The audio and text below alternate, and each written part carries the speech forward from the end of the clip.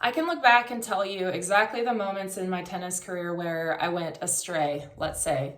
So the first one, I had built up my best ranking. I was like 316 in the world, enough to get me into the bigger tournaments. So I was like, yeah, let's do this. I went to Acapulco. I got smashed by Sarah Irani, who ended up being top 100 for a very long time.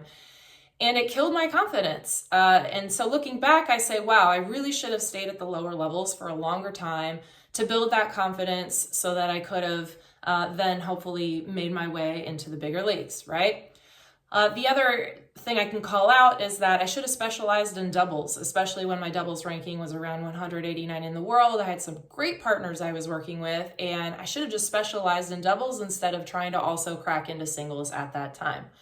I was also fantastically physically overworked for the majority of my athletic career. Through college and then through the pros, I didn't understand how important or how to even use rest to perform well. It was always just go, go, go, go, go. And it made me burn out by the time I got to the end of tournaments physically and mentally, unfortunately. So I could never really win those tournaments. I'd get to like the semifinals or something. That is hindsight 2020. I look back, I say, wow, I should have done that differently, but in a different context with different players in a different situation, very hard to apply those particular learnings, right? Hindsight 2020, specific to a particular story, particular place and person and time. Contrast that to my tennis mantras, which are the phrases that I would use to tell myself in my mind and that really worked for me for certain periods in my career. The first one was taught to me by the mom of, well, the lady who I was staying with, maybe it was at the time, she was the mom of a friend of mine from school though. Anyway, she said, hate the other person, hate the person on the other side of the net. Once I started doing that, it helped me win for months, maybe even a year at the time. It was something I told myself ahead of time, and it gave me a better chance of winning. Maybe I wasn't, certain to win at the time, but I knew that if I did this, it gave me a much better chance of winning. That is what I call cause and effect. That's very different from hindsight 2020, where you can't really apply it again, and you're not actually applying it in the moment to predict your success in the next step. Another mantra I used was just touch the ball to the strings. Another one was you don't have anything to prove, right? So this worked for me. And professional athletes, what lots of people don't realize is that they make their success. They know how they need to feel, how they need to be. This is why professional athletes have posses.